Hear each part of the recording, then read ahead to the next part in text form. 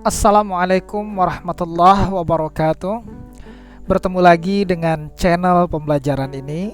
Pada kesempatan kali ini, channel pembelajaran ini akan membahas materi sosiologi kelas 11, yaitu tentang kerumunan atau crowd.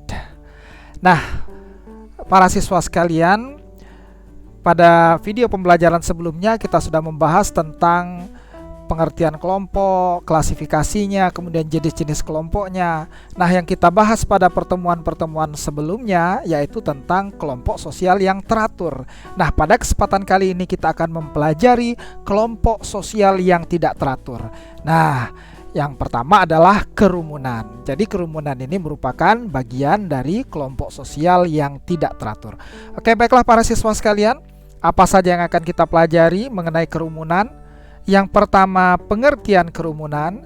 Yang kedua, karakteristik kerumunan. Yang ketiga, bentuk-bentuk kerumunan menurut Kingsley Davis. Nah, inilah 3 poin yang akan kita kupas pada video pembelajaran kali ini. Nah, kalian pasti sudah tidak sabar bukan untuk menyaksikan penjelasan dari video ini. Oke, kita akan mulai dari pengertian kerumunan terlebih dahulu. Kerumunan adalah sekelompok individu yang berkumpul secara kebetulan di suatu tempat pada waktu yang bersamaan. Kerumunan merupakan suatu kelompok sosial yang bersifat sementara atau temporer. Nah, kata kuncinya ada kebetulan, kemudian sementara, dan temporer. Nah, inilah salah satu ciri khas dari kerumunan. Kita akan lihat karakteristik kerumunan itu seperti apa. Yang pertama, adanya kehadiran individu-individu secara fisik. Nah, jadi wujud kehadirannya bisa dilihat ya, bisa dilihat dengan panca indera bahwa ada individu-individu yang berkumpul ya secara fisik. Nah, kerumunan itu akan bubar apabila individu-individunya yang berkerumun itu membubarkan diri. Nah, karena sifatnya yang temporer atau sementara tadi, kerumunan ini akan segera bubar atau akan segera berakhir ketika individu-individunya sudah membubarkan diri masing-masing. Kemudian, kerumunan merupakan kelompok yang tidak terorganisir ya. Nah, interaksinya tidak terkontrol, spontan, kabur, tidak terduga sama sekali. Bahkan seringkali kerumunan ini bisa menimbulkan suatu kerusuhan ya, karena sifatnya yang tidak terkontrol tadi.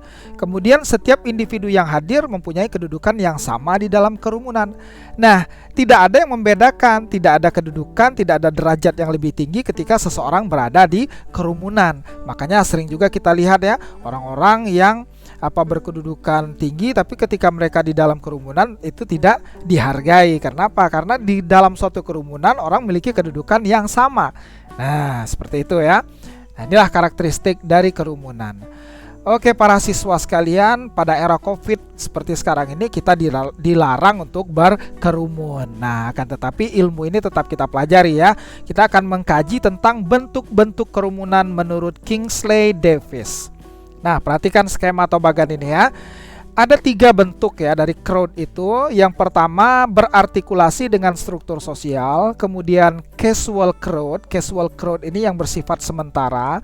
Kemudian lawless crowd atau kerumunan yang bertentangan dengan norma hukum. Nah, yang berartikulasi dengan struktur sosial ada 2 jenis. Ada formal audience, kemudian planned expressive group. Sedangkan casual crowd ada 3. Inconvenient aggregation, kemudian panic crowd, kemudian spectator crowd. Sedangkan yang bertentangan dengan norma hukum ada acting mobs, kemudian immoral crowd. Apa penjelasannya? Kita kupas satu persatu. Nah, yang pertama, kerumunan yang berartikulasi dengan struktur sosial, yaitu formal audience. Apa itu formal audience? Halayak penonton atau pendengar formal ya, merupakan kerumunan yang mempunyai pusat perhatian dan tujuan yang sama. Nah, contohnya seperti apa? Menonton film, menonton pertunjukan sirkus, dan lain-lain. Nah, kenapa ini disebut formal? Karena orang-orang yang berkerumun di tempat ini memiliki pusat perhatian yang sama. Ketika menonton film, pusat perhatiannya adalah film yang ditayangkan. Ketika menonton sirkus, pusat perhatiannya adalah sirkus yang sedang ditampilkan. Nah, inilah formal audience. Kemudian kita lanjut yang kedua, planned expressive group. Apa ini ya? Kerumunan yang pusat perhatiannya tidak begitu penting, akan tetapi mempunyai persamaan tujuan yang tersimpul dalam aktivitas kerumunan tersebut. Nah, pusat perhatiannya tidak penting ya. Seperti tadi di bioskop, pusat perhatiannya adalah layar ya, layar yang menampilkan film. Nah, tapi dalam plan ekspresif pusatnya tidak penting ya. Nah, tidak begitu penting dalam kerumunan ini. Contohnya apa kira-kira? Nah, ini contohnya adalah kerumunan orang yang sedang merayakan suatu pesta, misalnya seperti ini ya kan. Nah, mereka tidak begitu memperdulikan ya pusat perhatiannya apa, yang penting pada pesta itu mereka akan bersenang-senang, mereka akan bergembira. Nah, inilah plan expressive group. Di kelompok ini, pada kerumunan ini mereka akan mengekspresikan ya, mereka akan bersenang-senang, berhura-hura. Nah, ini namanya plan expressive group ya. Nah, inilah bagian yang pertama dari kerumunan. Kita lanjut bentuk kerumunan yang kedua, casual crowd, kerumunan yang bersifat sementara. Apa itu? Yang pertama adalah inconvenient aggregation, kumpulan yang kurang menyenangkan, atau inconvenient aggregation. Contohnya apa? Orang yang sedang antri tiket, orang-orang yang menunggu kereta, orang-orang yang sedang menunggu kedatangan pesawat, dan lain sebagainya. Nah, ini merupakan kumpulan atau kerumunan yang kurang menyenangkan. Ya, siapa yang merasakan enak ya pasti tidak enak ketika kita sedang mengantri ya kan, ketika kita sedang menunggu daftar panggil, ketika kita berobat. Nah, itu juga merupakan inconvenient aggregation, kumpulan yang kurang menyenangkan. Kalian pasti pernah ya mengalami ini ya, inconvenient aggregation. Kemudian kita lanjut bentuk yang kedua, panic crowd. Apa itu panic crowd? Kumpulan orang yang sedang dalam keadaan panik. Nah, dari bahasanya bisa kita ketahui bahwa dalam kumpulan ini orang-orang sedang cemas, ya kan? Yaitu orang-orang yang bersama-sama berusaha untuk menyelamatkan diri dari suatu bahaya.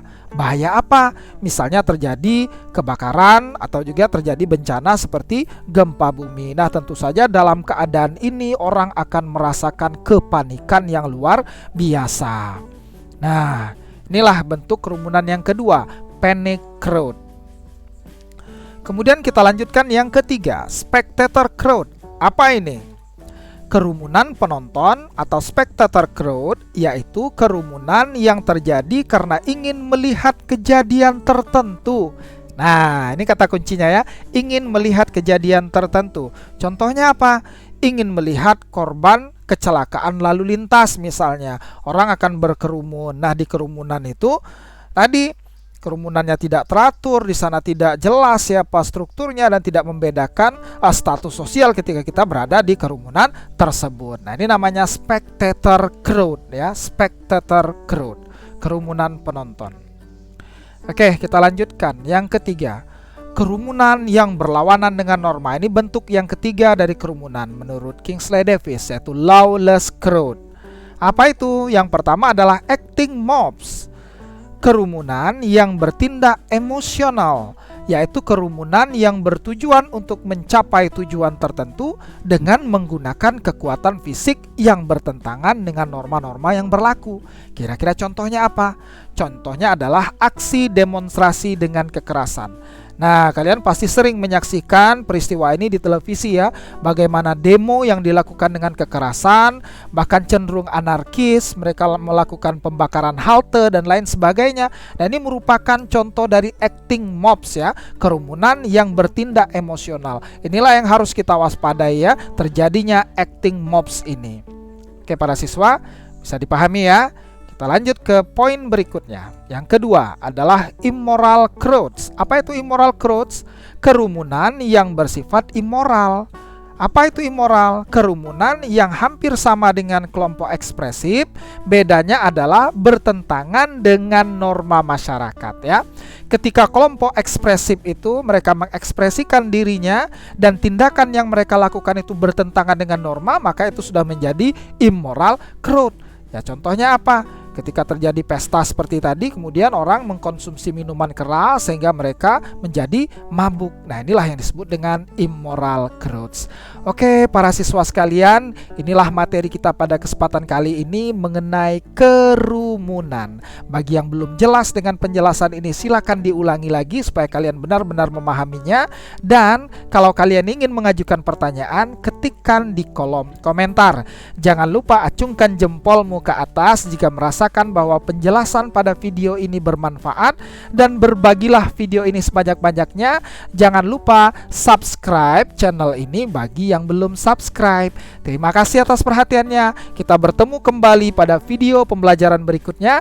Wassalamualaikum warahmatullahi wabarakatuh.